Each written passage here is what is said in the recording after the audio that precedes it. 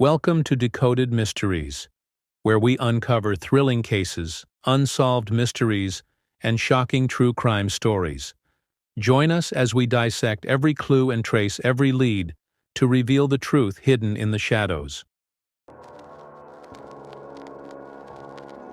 Late in the afternoon on Monday, September 30, 2019, a call came through to police in the city of Anchorage, Alaska, regarding a disturbing discovery in the Fairview neighborhood, just east of downtown.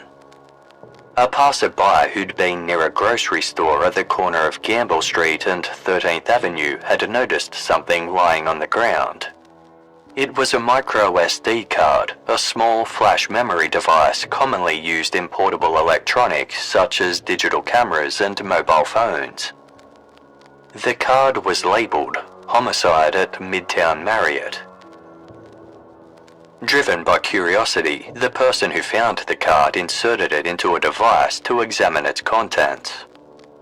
It held a series of photographs and videos, all dated earlier that month. The content was of amateur quality and appeared to have been recorded on a smartphone. Upon pressing play on one of the videos, the viewer was immediately confronted by the image of a naked woman with long dark hair sprawled on her back across a distinctive patterned carpet. Her face was severely bruised, swollen, and bloodied. From behind the camera, a man spoke with a distinct accent.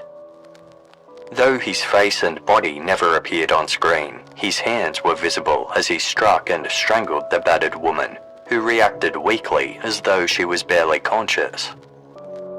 All the while, the man mocked her in a flat, chilling tone. "You live, you die. You live, you die."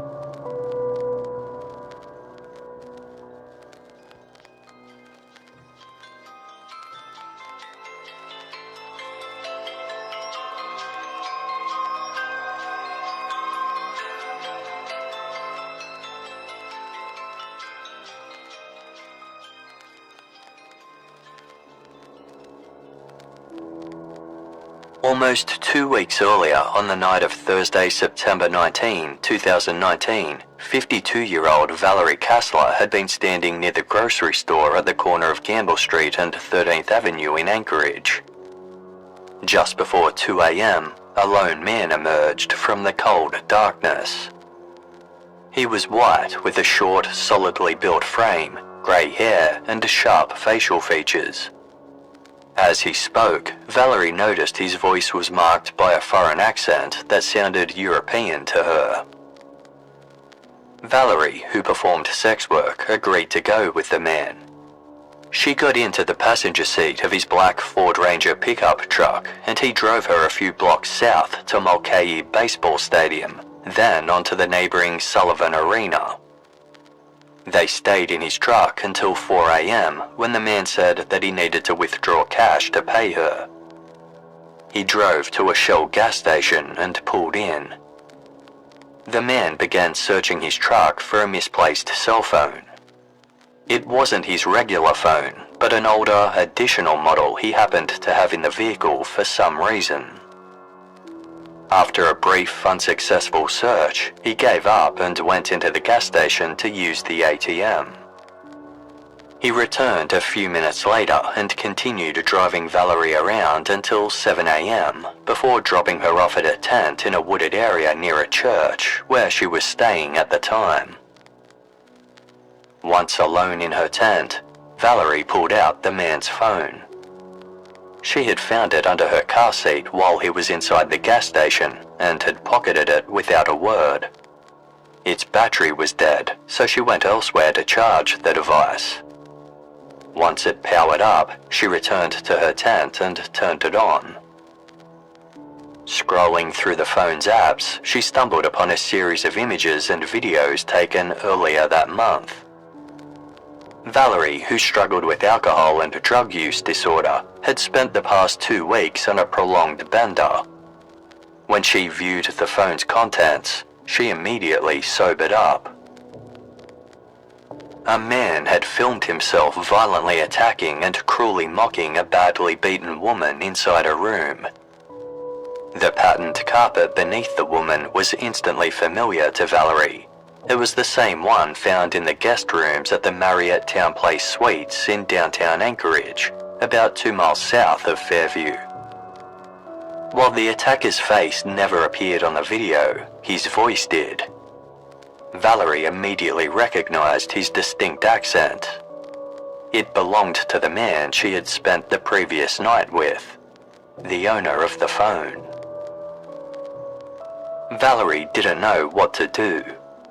Reporting the troubling discovery might lead to her own arrest, either for stealing the phone or worse, for prostitution if she admitted why they were together in the first place.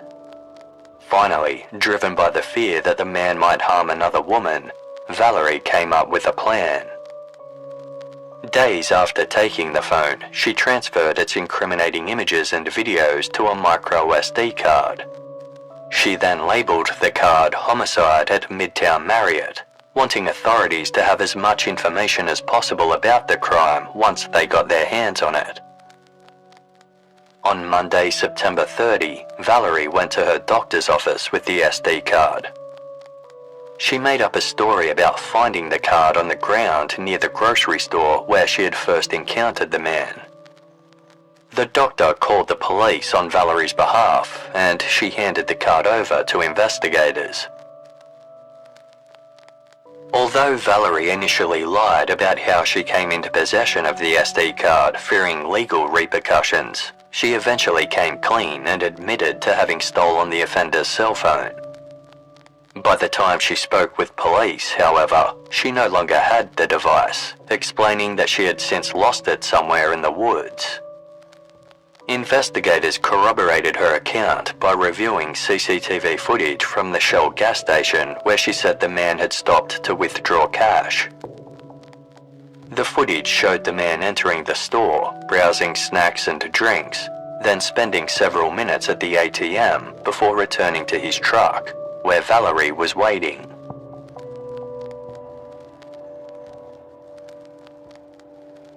The SD card contained 12 videos and 39 photos in total, all created over a 3-day period between September 3 and 6, 2019. The victim appeared to be an Alaska Native woman, though the injuries to her face were so severe that she was unrecognizable. Neither the offender's face nor body were visible in any of the content, but his right hand could be seen repeatedly slapping and strangling the woman. She struggled to breathe, clawing at his wrist in a desperate attempt to make him stop. At intervals, he loosened his grip, leaving her gasping for air before the assault resumed. Throughout the videos, the man's voice could be heard. Speaking with a distinctive foreign accent, he complained that his hand was getting tired, before inflicting further harm on the woman with his foot. He verbally abused her, stating, "You need to fucking die, bitch. Just fucking die." At one point, he pulled out a piece of string and wrapped it around the woman's neck, tightening it and then releasing it. Each time he let go, he said the words "you live," followed by the words "you die" as he pulled the string taut again. Then he added, "Sadly, in my movies, everyone dies." The man hummed the suspenseful instrumental theme from the movie Jaws, made bizarre sound effects with his mouth and tongue, and sang the song Thunderstruck by Australian rock band AC/DC.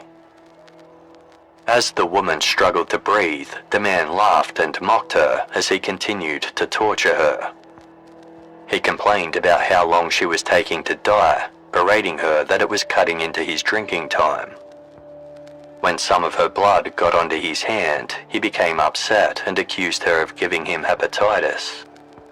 At times, he spoke as though acknowledging an audience that might be watching the videos. He made remarks about trying to get the right action shot and winning an Oscar. At one point, he said to the victim, "Listen, you need to finish this movie, because I just can't fucking go on anymore. What are my followers going to think of me? People need to know when they are being serial killed." The woman appeared to be unconscious throughout, with her occasional defensive reactions and attempts to breathe seeming more like reflexes than conscious actions.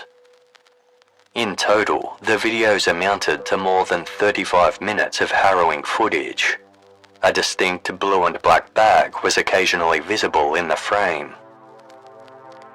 The first still image had been taken at 12:59 a.m. on Wednesday, September 4. In this picture, the woman was still lying on the hotel room floor next to a bed, her right eye partially open and her left eye bruised and swollen shut, with blood along its opening. Her lips were blue and bloodied. Later images showed the woman wrapped in a bedsheet, posed halfway on the foot of the bed with red ligature marks visible on her neck. 2 hours later at 2:51 and 2:52 a.m., photos taken in a parking lot showed a rolling hotel luggage cart parked next to a black older model Ford Ranger pickup truck with a white topper on it. The woman's body lay on the luggage cart, covered by a white blanket with her head partially exposed. Following this were 7 photos of the woman lying face down in the back of the truck. She was covered by the white blanket as well as a blue tarp and concealed from view by the white top fitted to the truck bed. The last of these photographs was dated Friday, September 6 at 1:12 a.m., more than 48 hours after the first video was taken. Nothing in the photos or video footage immediately revealed the identities of either the victim or the offender. Valerie Kastler provided a physical description of the man whose phone she had stolen, but the most compelling lead was his distinctive accent. Valerie thought the man sounded European, but some of the police officers speculated that he might be English. However, one detective reviewing the videos knew that it was neither of those. He knew because he recognized the voice as soon as he heard it. 2016 had been a difficult year for 39-year-old Alicia Youngblood. Over the course of 2 weeks, she had been laid off at work, lost her home after her landlady needed to sell the property, and her truck broke down. Family and friends supported Alicia and her 6 children until she could get back on her feet, but by the summer of 2017, she was ready for a fresh start. She decided to move north from her home in Texas to the state of Alaska. Alicia's warm, outgoing personality, coupled with her adventurous spirit, ensured that the change wouldn't be too difficult. She found a job at an engineering firm called Dow Engineering and began making friends in her new city, Anchorage. One of these friends was a 46-year-old colleague named Brian Smith. The two got to know each other after Smith started training Alicia to perform site inspections. Smith was relatively new to Anchorage as well, having moved there from South Africa in 2014. Years earlier, he had served in the South African Army before working at a software company and later managing guest houses. At one point, he tried to launch his own online dating site, but it didn't take off. However, he did have personal success in meeting someone online. In 2013, Brian Smith began an internet relationship with an American woman named Stephanie, whom he met through online gaming. Stephanie had previously worked as an administrative officer for U.S. immigration in Anchorage, and Smith, who harbored dreams of one day opening an inn in Alaska, was happy to relocate. The pair married in 2014, and Smith had lived in Anchorage ever since. He enjoyed exploring the Alaskan wilderness and its remote backcountry, often uploading videos of his adventures online onto his personal YouTube channel. He also shared footage of Stephanie performing on stage as a musician, along with clips from a trip they took to Hawaii. To those who knew him, Smith came across as someone who was meek, affectionate, and fond of corny dad jokes. But despite the public image he projected of a happily married man, Smith was privately frustrated by Stephanie. Specifically, he felt their sexual connection was lacking. Stephanie was 2 decades older than Smith, and she needed time and forewarning to engage in intimacy. Wanting a more spontaneous sex life, Smith began to look outside of his marriage. In 2018, Brian Smith turned his attention to Alicia Youngblood, and the two co-workers struck up a romantic relationship.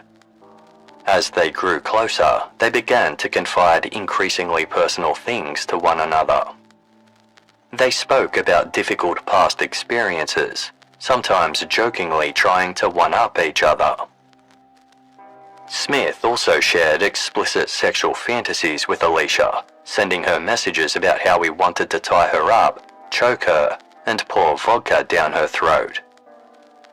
But by the middle of August 2018, the fantasies took a troubling turn when Smith shared something deeply disturbing with Alicia.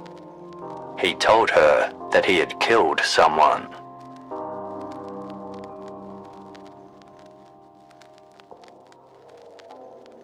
According to Smith, about a week prior, in the early morning hours of Friday, August 3, 2018, he'd picked up a sex worker near the Department of Motor Vehicles building in Anchorage. After the woman got into his car, Smith drove them both to her small studio apartment, which was located just a few minutes away. Smith claimed that while they were there, he cut off the sex worker's underwear and removed it from her body. He then killed her before taking photos and videos of her corpse. Alicia was horrified by Smith's admission. She later placed a call to Crime Stoppers and shared what she knew about Smith's claims to Anchorage police, but without the alleged victim's name, an address, or any evidence for the detectives to verify, there was little they could do. In the meantime, Alicia tried to coax more information from Smith in the hopes he would give her something concrete for police to investigate. She contacted him via Facebook Messenger, feigning a prurient interest in his claims and demanding that he provide evidence of the murder. After some back and forth, Smith told Alicia, "I think I would like you to see those video clips." Alicia encouraged Smith to send them to her, replying, "Do you see now why I want to see them so badly? I need to see them." Smith responded, "I acted a little bit psycho because I enjoyed it so much. It was a huge relief after being good for so many years. I'm still worried you will think I'm messed up." Although Smith never sent Alicia the videos, he did show them to her in person along with some photos. Alicia did her best to describe what she'd seen to the police. While the footage hadn't shown an actual murder, Alicia recalled seeing a light-skinned black woman who appeared to be either unconscious or possibly dead. In one picture, a naked Brian Smith stood over the woman who was sprawled out with her eyes closed. Some of the videos showed him violating her sexually. Smith told Alicia that he'd wanted to cut her breasts off, but hadn't. Terrified that Smith might attack another woman, Alicia kept in regular contact with Anchorage police over the following weeks, updating them with every new admission he made. She even handed over her phone so they could access the messages the two had shared, hoping they might find something to kickstart an investigation. One day, Smith took Alicia to a power plant in Eklutna, a native village within the municipality of Anchorage. He claimed to have dumped the woman's body in the vicinity, pointing out an old mattress and a black bag he said were linked to the crime. Alicia later took the police to this same location. With the help of a search dog, they located the black bag and took it into evidence. However, this bag was later misplaced. Detectives gained access to Brian Smith's cell phone records to verify whether he had indeed left town on the night of the supposed murder. His phone had not pinged any towers in the Eklutna area. Given that no proof of any crimes was uncovered, investigators began to suspect that Smith's story to Alicia Youngblood was nothing more than a sexual roleplay fantasy. After maintaining regular contact with Alicia for about a month, Anchorage police marked the case file as closed. The lead detective noted, "Based on the investigation to date, with no possible victim identified and/or the video of the incident not seen by anyone other than Alicia Youngblood, this case is being suspended at this time, unless additional information is obtained at a later date." After this, Alicia swiftly left Anchorage with her children and severed ties with Brian Smith for good.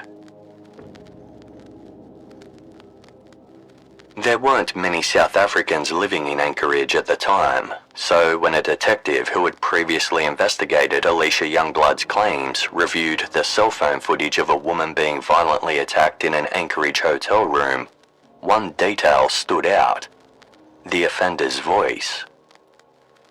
His distinctive accent was instantly recognizable to the investigator. It belonged to 48-year-old Brian Smith. Even more disturbing was the date of the footage. It had been recorded in September 2019, ruling out the possibility that it was the same video Alicia claimed to have seen more than a year earlier in August 2018.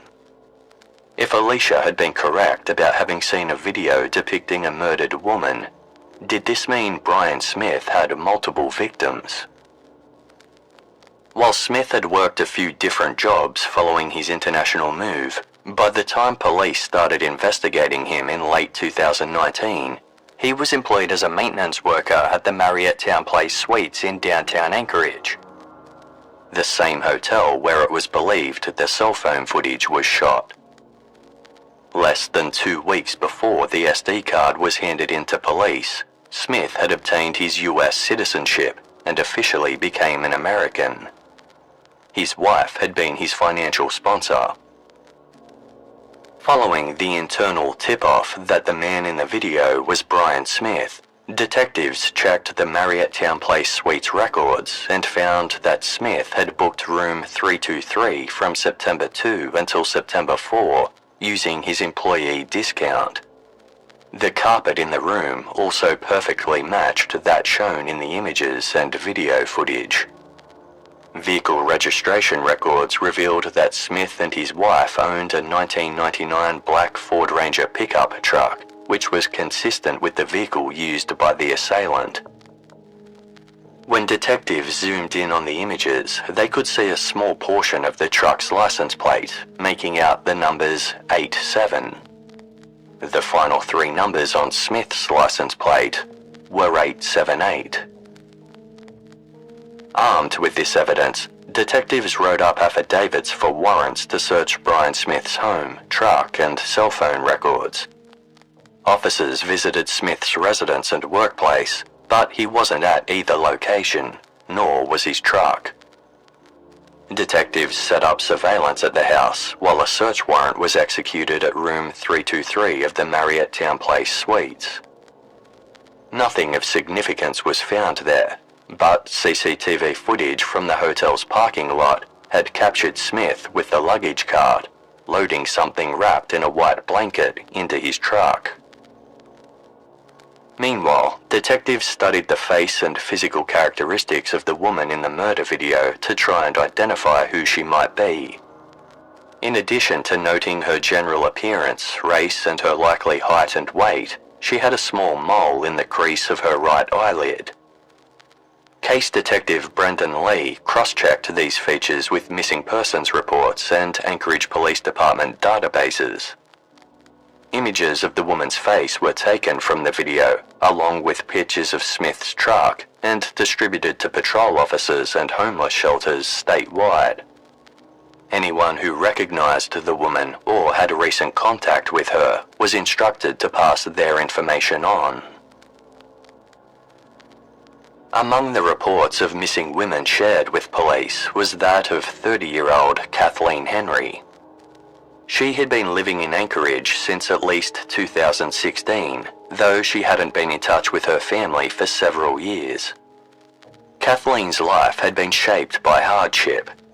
She had dropped out of high school, gone through a divorce, struggled with alcohol use, experienced mental health challenges, and had frequent interactions with law enforcement. Despite all this, she'd been immensely proud when she earned her GED in her early 20s. Investigators found that no one had heard from Kathleen in recent weeks. Detective Lee obtained a photograph of Kathleen Henry from the Department of Motor Vehicles. Not only did she bear an overall resemblance to the woman seen in the video, but she had a small mole in the crease of her right eyelid. The search for Kathleen had only just begun when the situation suddenly took a dark turn. Wednesday, October 2, 2019 marked just 10 days since police had received the SD card depicting the brutal assault and likely murder of an unidentified Alaska Native woman. That morning, shortly after 9 o'clock, a call came in from two railroad workers stationed near milepost 108 along the Seward Highway, approximately 19 miles southeast of downtown Anchorage. The pair had been working near the Rainbow Trailhead hiking area, where the Alaska Railroad tracks run parallel to the highway, framed by a backdrop of snow-capped mountains. The workers had made a grim discovery just beyond the road's guardrail: the remains of a woman lying in the fetal position beside the tracks in an advanced state of decomposition. It appeared she had been pushed over the guardrail and had gone undiscovered for nearly a month. Wildlife likely foraging ahead of winter had hastened the decomposition, reducing her body to a partial skeleton. Some bones were missing, but her jawbone remained intact. Dental records later confirmed the remains belonged to Kathleen Henry. Investigators were certain that Kathleen was the woman in the murder video. Their certainty was bolstered by the records that came through for Brian Smith's cell phone. Data revealed that his phone had been at the Marriott Town Place Suites during the period when the videos were made. Then, at around 1 a.m. on Friday, September 6, Smith's phone had pinged off a tower along a rural stretch of the Seward Highway.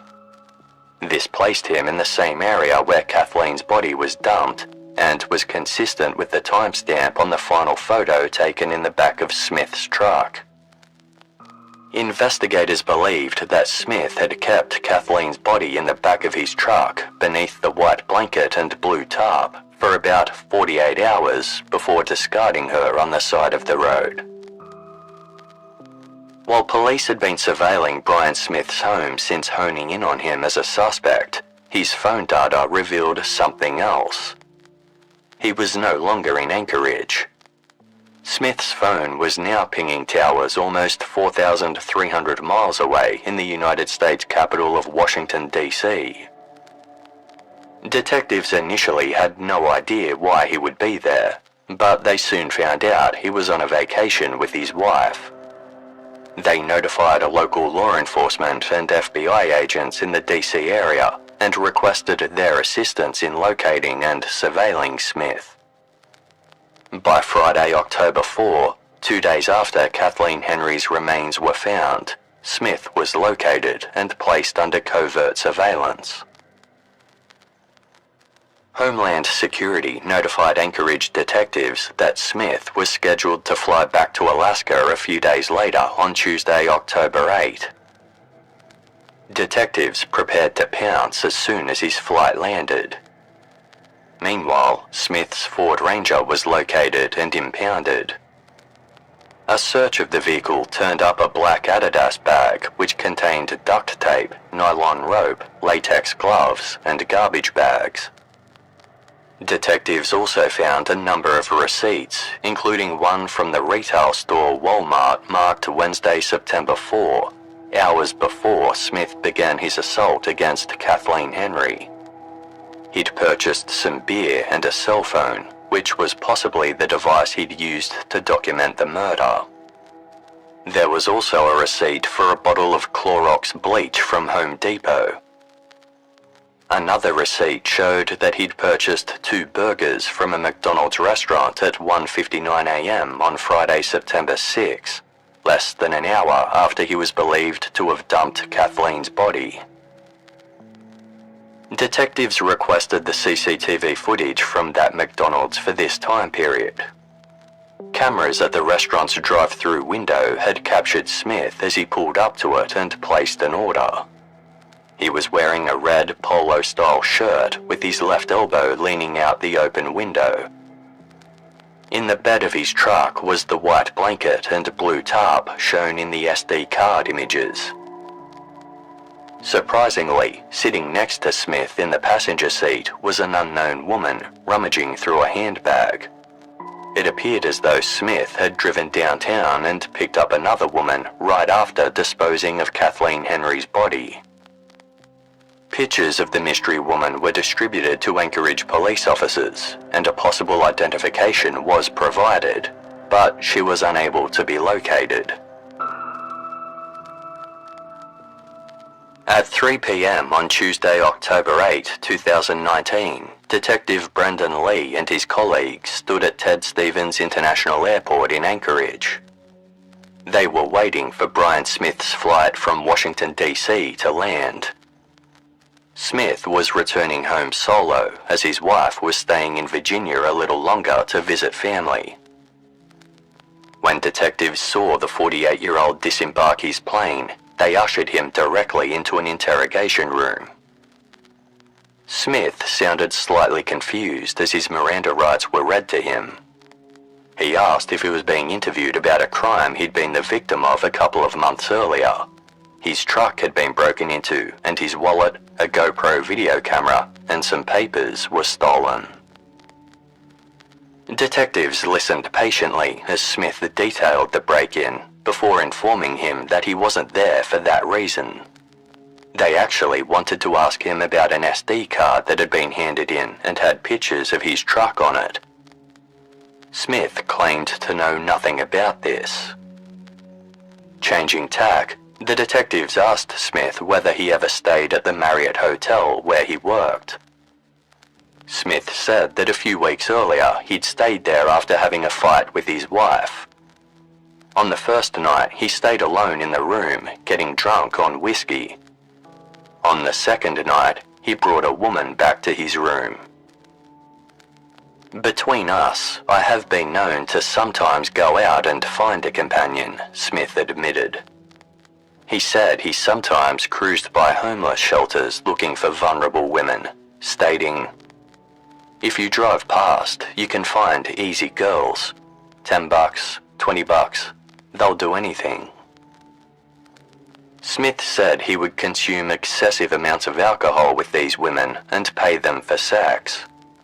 He boasted that sometimes the women would be so drunk that he didn't even need to pay. Smith claimed that on Thursday, September 5, 2019, he met a woman at a shelter and took her back to his hotel room. Smith said he had sex with her that night, then dropped her back at the shelter the next morning. He described the woman as having very short hair and wearing heavy makeup. This did not match Kathleen Henry's appearance. Detectives showed Smith photos of Kathleen from the SD card and asked if he recognized her. Smith was adamant that he didn't. "This looks like someone that's really been beaten up a bit," he said. Detectives then began playing some audio from the videos so Smith could hear Kathleen being berated by her killer. "That sounds like me," Smith responded. "What's happening with this?" The detectives informed him that the videos were made by an individual holding a phone and filming the woman from above while strangling her. The footage was time-stamped and confirmed to have been made in the Marriott Town Place Suites room that he'd been staying in the previous month. While Smith admitted that it was his voice on the recording, He claimed to know nothing about what had happened and said the woman in the video was not the person he'd picked up that night. "Who would record stuff like this?" he exclaimed.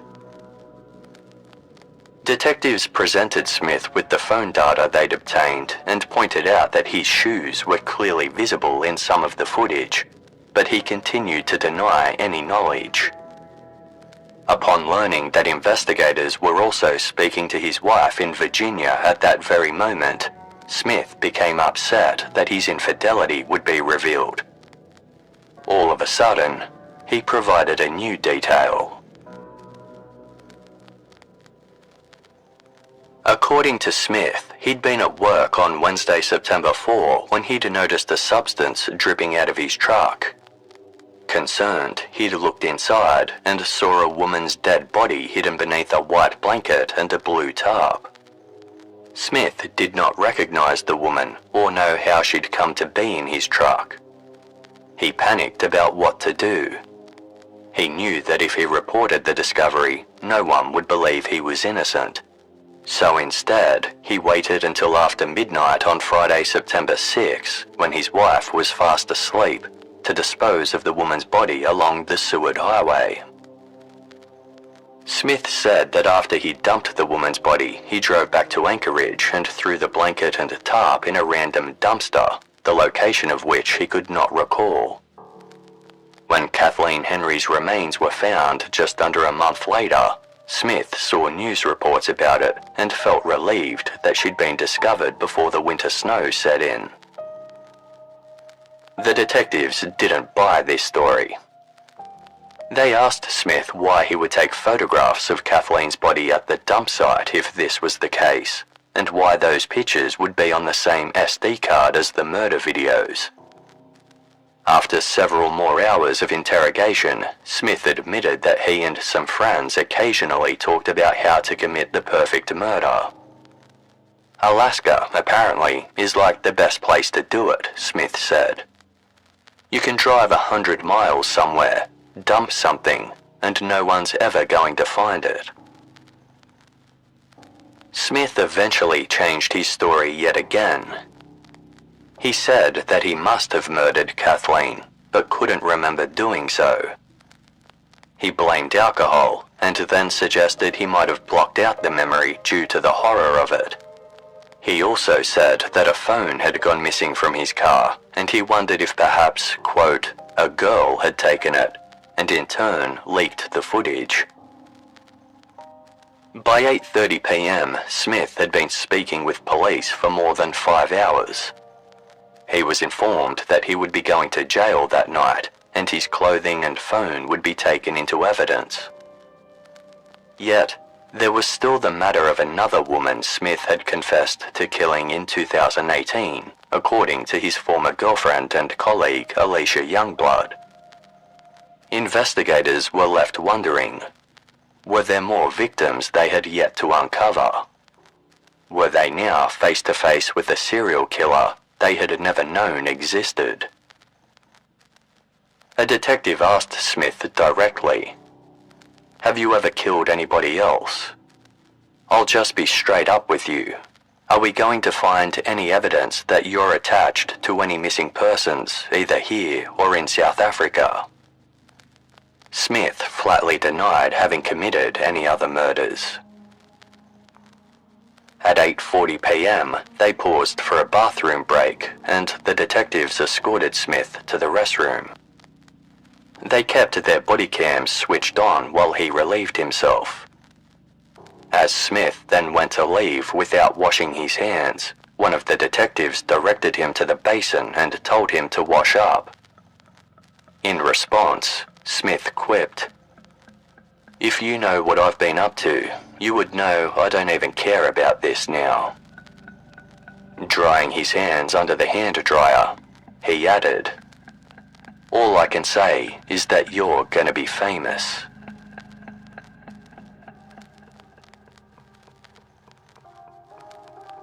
When Brian Smith was taken back to the interrogation room to go through some paperwork, he asked the detectives, "Are you guys in a rush to go home?" They replied that they were not. Then, out of nowhere, Smith began talking about how a long time ago he had been home alone for a weekend while his wife was out of town. Smith had gotten drunk, found a homeless Alaska Native woman, and offered her a meal and a warm place to stay. The woman agreed, and Smith drove her back to his house. Upon their arrival, they went downstairs to a carpeted basement living area that had a couple of couches, a television, and some bookshelves. Smith said that the woman was so drunk she was slurring her words. She lay down on a red couch where she alternated between watching TV and dozing off. Smith thought she smelled bad and told her to go take a shower. He claimed he was nervous that his wife would be able to smell that a homeless person had been in their house. The woman said no, but Smith insisted. Frustrated by her refusal to do as he asked, he went to his garage and retrieved a .22 caliber pistol that he kept there. Smith then went back to the basement and again demanded that the woman shower. When she continued to refuse, he shot her in the head as she lay on the couch watching TV. Smith said he didn't know her name or remember anything that she had been wearing, but he thought she was in her mid-40s. Smith said that the woman was very nice and hadn't done anything to him. She just pissed me off, he explained. After killing the woman, Smith took photos of her and did things to her body. He admitted that he later showed some of these pictures to his former girlfriend and colleague Alicia Youngblood in August 2018. After documenting his crime, Smith drove the woman's body 35 miles northeast to the native village of Eklutna, throwing her clothing out of the car window as he drove. He left her remains near the old Glen Highway. Smith told detectives that he had lied to Alicia about some details of the crime, including that it had taken place in the woman's apartment. Some of the videos he'd shown her were not things that he had filmed. However, he had been telling the truth about leaving the woman's body at the Eklutna power plant. Detectives presented Smith with several photographs of missing women who matched the general description of the woman he claimed to have killed. Upon viewing the first image, Smith paused, then stated, "I think that's her." 52-year-old Veronica Rabowchuk had been reported missing in February of 2019. Although she was a loving and doting mother of 4 who was full of life and had a large family that cared for her deeply, Veronica struggled daily with the lasting effects of trauma.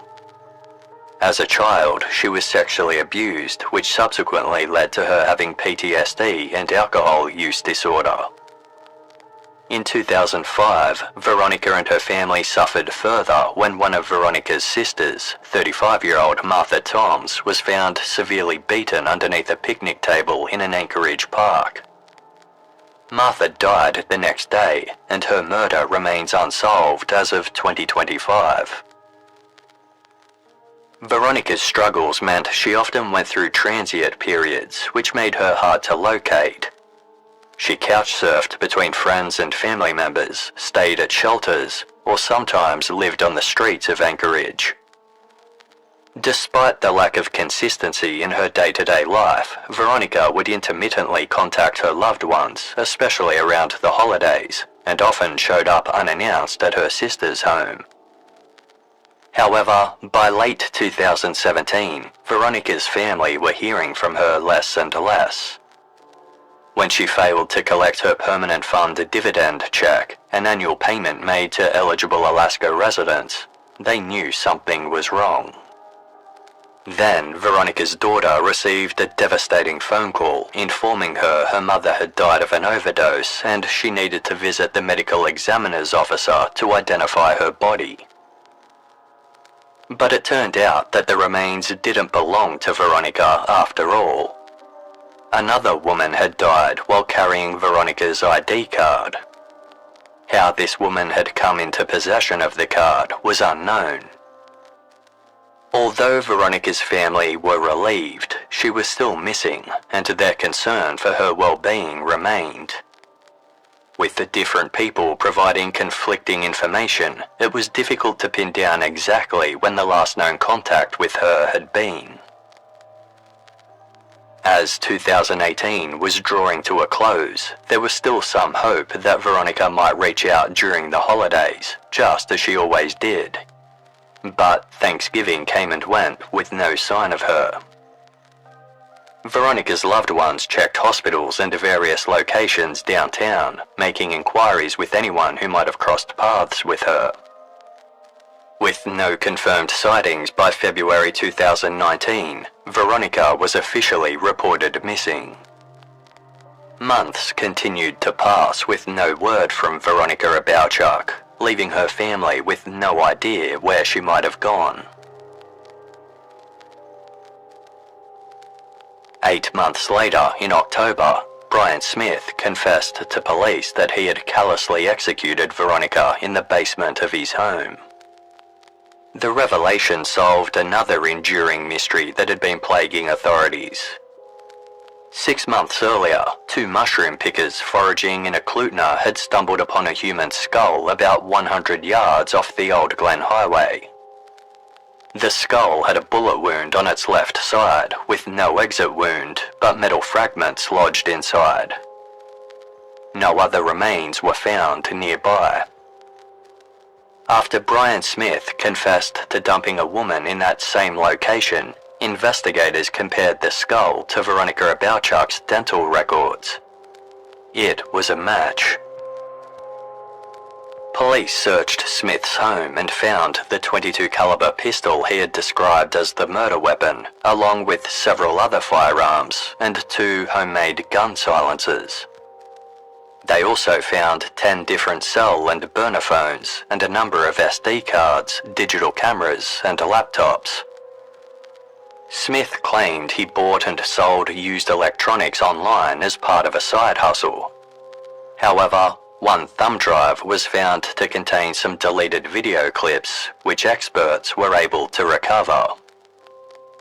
The videos showed Veronica Abowchuk lying on Brian Smith's couch both before and after she was killed. Initially, Veronica was wearing clothes, but in the footage taken post-mortem, she was naked.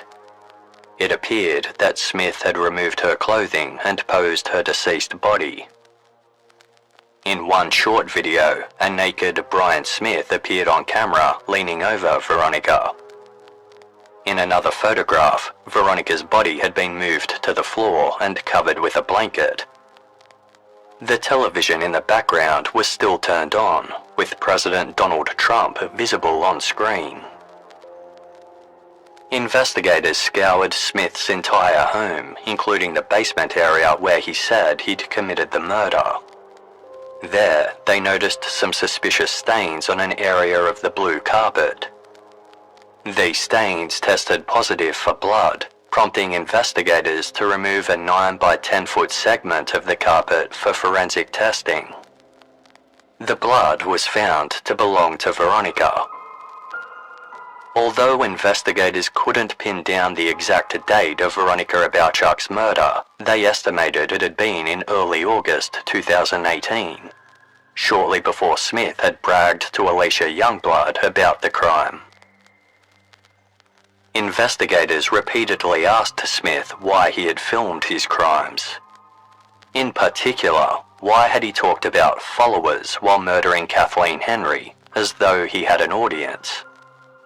They wanted to know if he had been asked to create violent content, or whether he'd uploaded any of it online. Smith said he hadn't.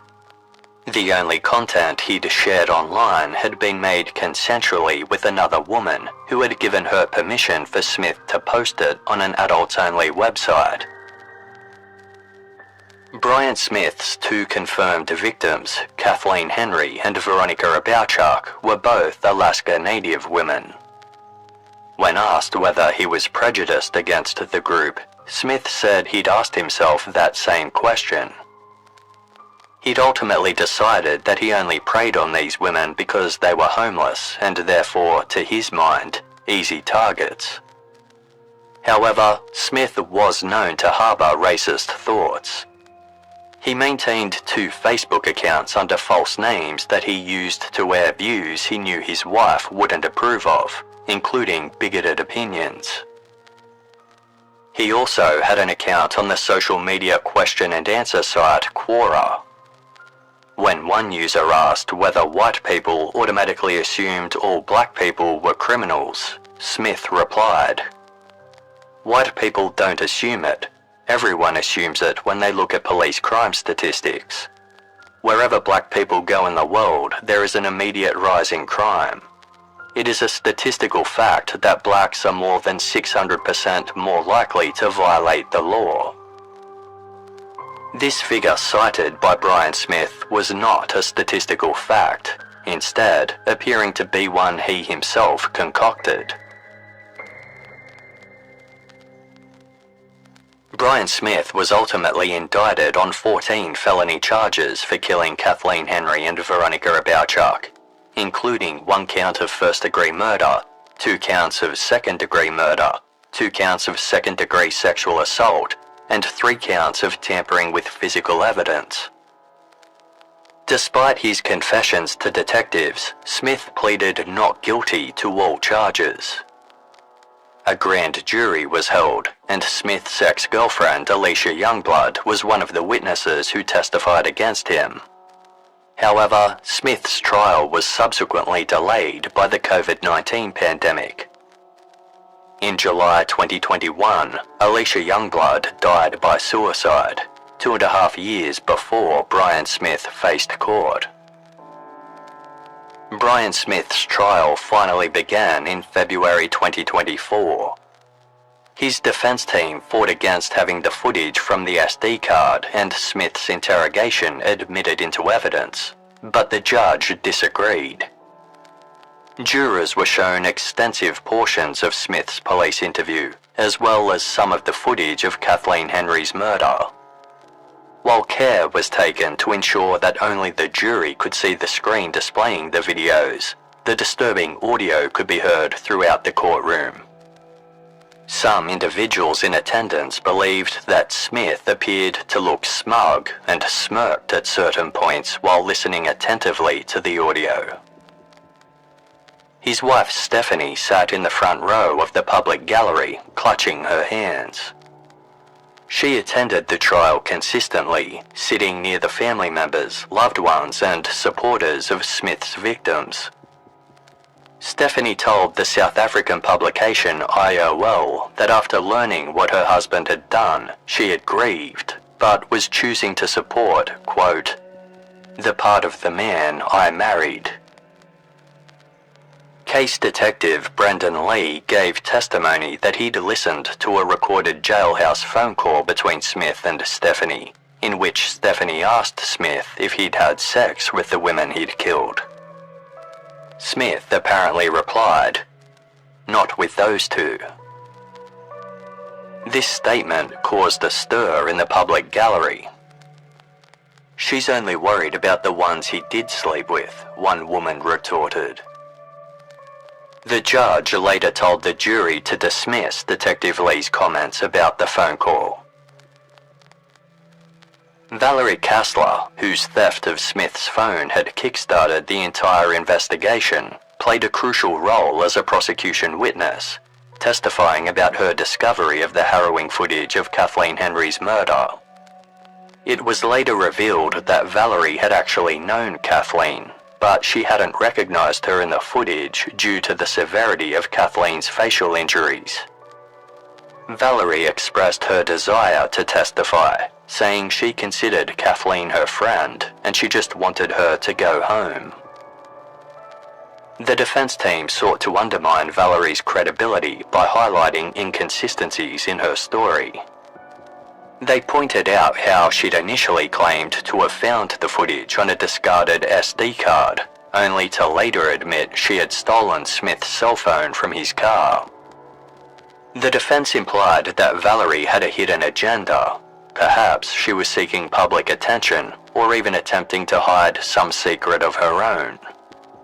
They even insinuated that she might have doctored the footage to wrongfully implicate Smith. When asked by the prosecution if she had access to video editing software that could have been used to manipulate the footage, Valerie responded with a simple laugh, saying, "No." In addition to the videos Smith had taken of his victims and the phone data placing him at various crime scenes at pertinent times, the prosecution also shared a series of highly suspicious messages sent by and to him. Of particular interest was an exchange between Smith and a friend of his named Ian Calhoun. Although the now 27-year-old Calhoun was 2.5 decades younger than Smith, the pair had become friends after meeting at work. At the time of Kathleen Henry's murder, Calhoun was 22 and a drummer in a heavy metal band called Atonement Denied. Smith had occasionally gone to the band's shows. At 12:54 a.m. on Wednesday, September 4, 2019, the same time that Kathleen Henry's murder was being filmed, Smith sent Calhoun a Facebook message asking, "Heh, you up? I'm having fun." Calhoun hadn't replied until more than 6 hours later at 7:08 a.m., responding, "I was not up. Sounds like you were having a lot of fun." At 9:16 a.m., Smith wrote back, "Hi, I did have fun. Wanted to share." Calhoun replied quickly, "We need to have a drink soon." Smith then told him, "I have something to show you. Something I can't keep for too long." The pair arranged to meet after work later that day in a secluded park near Ian Calhoun's home in Anchorage's Hillside neighborhood. Phone information indicated both men were at this park together for about 10 minutes between 4:46 and 5:56 p.m. on Wednesday, September 4, 2019. Investigators believed that Smith had been showing Calhoun Kathleen Henry's body inside his truck. 1 month later, at 12:55 p.m. on Wednesday, October 2, the day that Kathleen Henry's remains were found, Calhoun sent Smith a link to an article about the discovery. Smith replied with one word, "Oops." Calhoun wrote back, "As soon as I saw it, I knew I should send you a text." The pair then exchanged a flurry of messages. Smith, "I'm surprised it took so long. In a few weeks, snow would have covered it." Calhoun, "I was kinda hoping that it would hurry and snow." Smith, "Me too, from what was said, LOL." Calhoun, "But that means I'll be in the clear." At the time these messages were exchanged, Smith was on vacation with his wife in Washington, D.C. He told Calhoun they would talk properly upon his return, writing, "There is something else I must tell. I will talk next week, but keep an eye on this about any leads. Can't talk, not alone. Everyone is upset that I am carrying my phone around on vacation." Smith was arrested when he arrived back in Anchorage 1 week later, before he had a chance to speak with Ian Calhoun again. Calhoun did not appear as a witness in court, with his attorney asserting his client's Fifth Amendment right against self-incrimination. The court found this claim valid, meaning Calhoun could not be compelled to testify unless the prosecution granted him immunity, which they refused to do. The revelation that another person could have had knowledge of and was even possibly involved in Smith's crimes was yet another twist in a case that had already shocked Alaska. The defense didn't present any witnesses, and Brian Smith chose not to testify, In closing arguments, Smith's attorney focused on undermining the state's witnesses and evidence. However, the jury deliberated for less than 2 hours before convicting Smith on all counts. They also found there were aggravating factors in Smith's murder of Kathleen Henry, namely the substantial physical torture he had subjected her to. While Smith was awaiting sentencing, it was announced that federal prosecutors had also charged him with unlawfully obtaining US citizenship on the grounds that he'd lied in his application. When asked whether he had ever committed a crime he hadn't been arrested for, or if he'd been involved in killing, hurting, or sexually assaulting someone, Smith had answered no. Whether or not his citizenship will be revoked remains to be seen, but in July 2024, 53-year-old Brian Smith was sentenced to 226 years in prison, with a mandatory 99-year sentence for each murder. As Alaska does not have the death penalty, capital punishment was never an option. In handing down his sentence, the judge said that Smith was one of the worst offenders he had ever encountered, due to the joy he took in torturing and murdering vulnerable women. He added, "There is no hope. There is no restoration. There is only preventing Mr. Smith from killing again." Veronica Abowchuk's sister said she was grateful the jury had convicted Brian Smith, stating, "It was pretty hard on all of us, but we tried to be strong in our hearts. But it still hurts a lot." Veronica's daughter described the period where her mother was missing as a complete nightmare. When the police had first informed her that her mother had been murdered, she'd hoped it was a mistake, just as it had been when a deceased woman was found carrying Veronica's ID card. Finding out that it was true was devastating. Veronica's son told news outlet KTOO that his family's tragedy was shared by far too many Alaska Native families whose loved ones were either missing or murdered. The stigma of homelessness and addiction had made his mother and Kathleen Henry faceless to broader society and easy targets for a man like Brian Smith. Quote, "We're one piece of that puzzle. Everyone has their own piece. You never know what someone is going through and what baggage they're carrying." Despite Smith's desire to target vulnerable women he believed were overlooked and uncared for by society, both Kathleen Henry and Veronica Abowchuk were deeply loved and profoundly missed by their families. Kathleen had a passion for writing poetry, and her Facebook posts revealed a thoughtful young woman who often reflected on her life and struggles.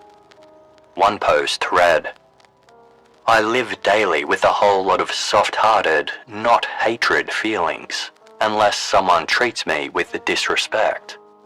Treat others the way you want to be treated." Another post stated, "I got to fly because I am light as a feather."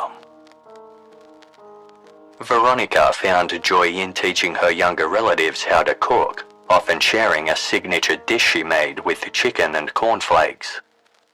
She was also known for her artistic skills, particularly the beautiful grass baskets and dolls she handcrafted. Both women left behind lasting memories of love, creativity, and resilience, serving as a reminder of the individuals they were beyond the tragic circumstances of their deaths. Advocates for missing and murdered Indigenous people attended Brian Smith's trial in support of the two women and their families.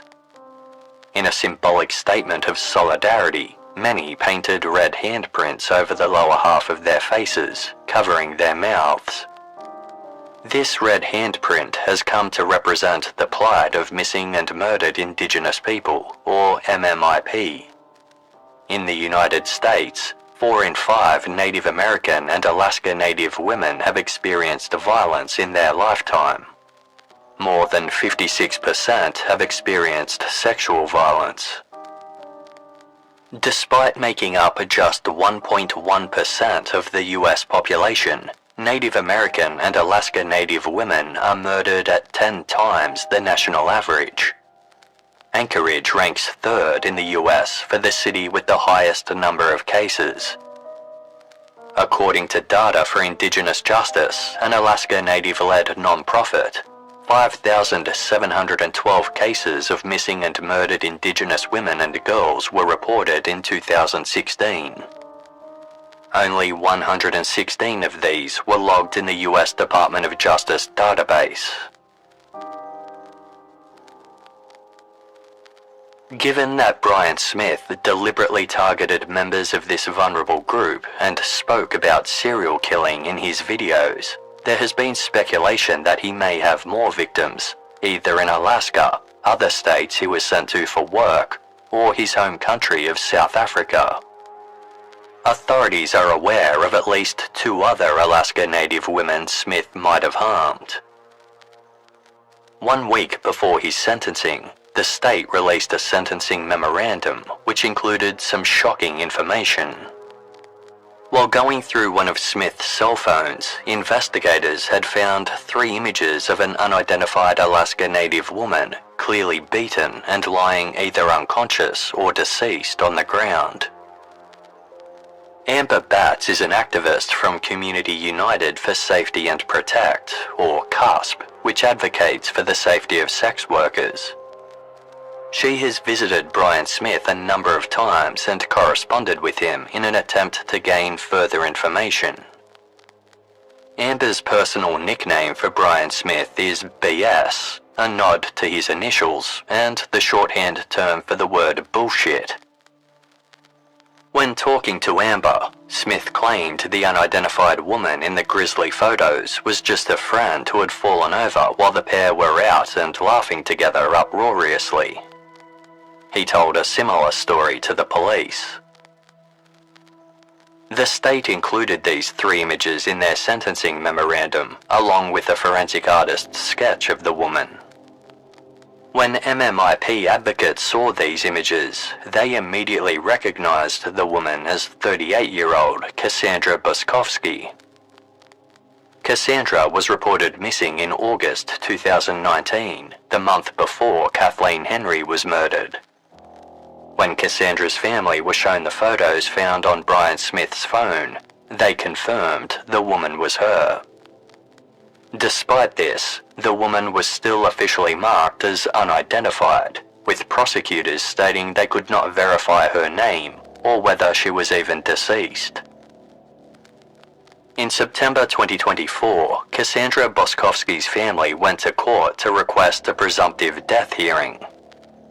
They wanted to obtain a death certificate for Cassandra, while also setting the story straight about what had likely happened to her. Cassandra's family wore red t-shirts printed with a photo of a young Cassandra on them, along with the words, "Where is Cassandra? Justice for Cassandra, and we want answers." Like Veronica Abowchuk and Kathleen Henry, Cassandra Boskovsky was vulnerable and struggled with addiction, but her relatives knew her to have a great capacity for love.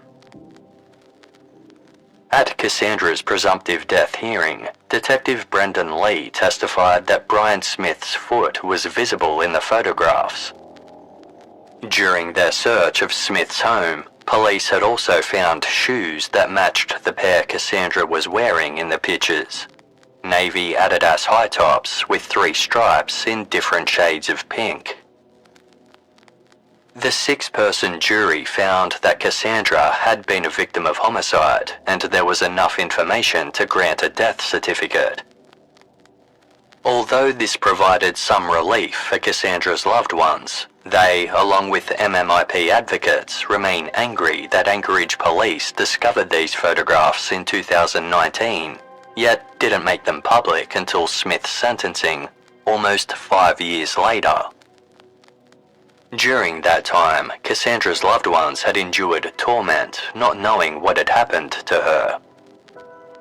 Michael Livingston, a retired police officer and MMIP activist, told Alaska Public Media, quote, This story really is a microcosm of a bigger challenge that we have in Alaska. How many other pictures do the Anchorage Police Department or other law enforcement agencies in Alaska have who may, in the pictures, appear to be deceased? And we're wondering why it's the policy of the Anchorage Police Department to not reach out to the families and say, "Could this possibly be your daughter?" Cassandra's family were able to hold a memorial service for her, but they still want to bring her remains home and have Smith held responsible for Cassandra's murder. While Anchorage police have indicated that the investigation is ongoing, as of mid-2025, there are no further updates. In the meantime, MMIP advocates are offering a $500 reward for information leading to Cassandra's remains.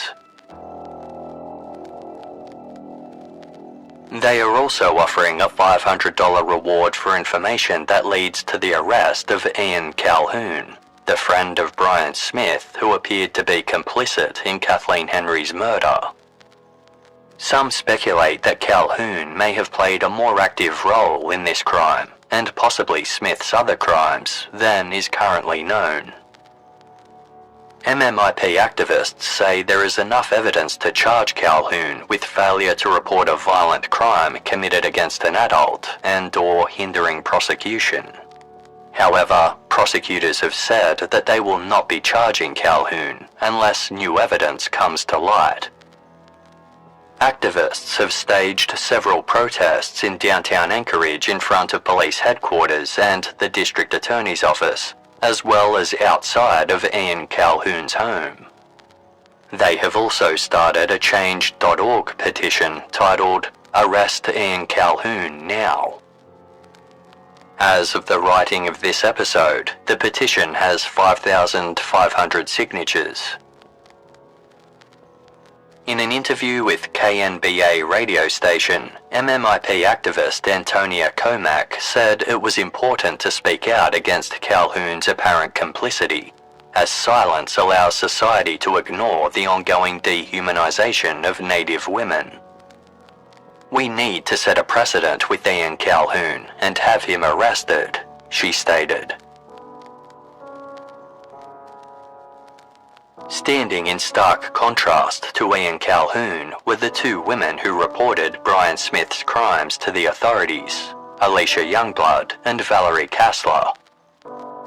After Smith showed Alicia videos of Veronica Abowchuk's body, she contacted the police multiple times, trying to prevent him from harming anyone else.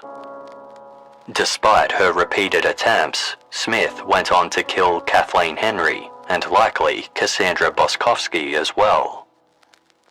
The news of Smith's crimes was devastating to Alicia, who took her life less than 2 years after Smith was arrested. Her family and friends remember her as a passionate listener and trusted friend with a beaming personality and an indescribable love for her children. In her obituary, they wrote, "Alicia graced our world. For those of us who knew and loved her, she graced our lives." Valerie Kassler has been hailed as a hero for turning over evidence of Brian Smith's crimes, despite fears of facing misdemeanor charges for theft and prostitution. In a piece for the Alaska Beacon, activist Amber Batts emphasized that it's important for sex workers to know that in the state of Alaska, they have immunity from prostitution charges when reporting heinous crimes. Batts explained that fear of legal repercussions for so-called moral crimes can deter sex workers from cooperating with authorities, even when they possess vital information about far more serious offences, such as murder.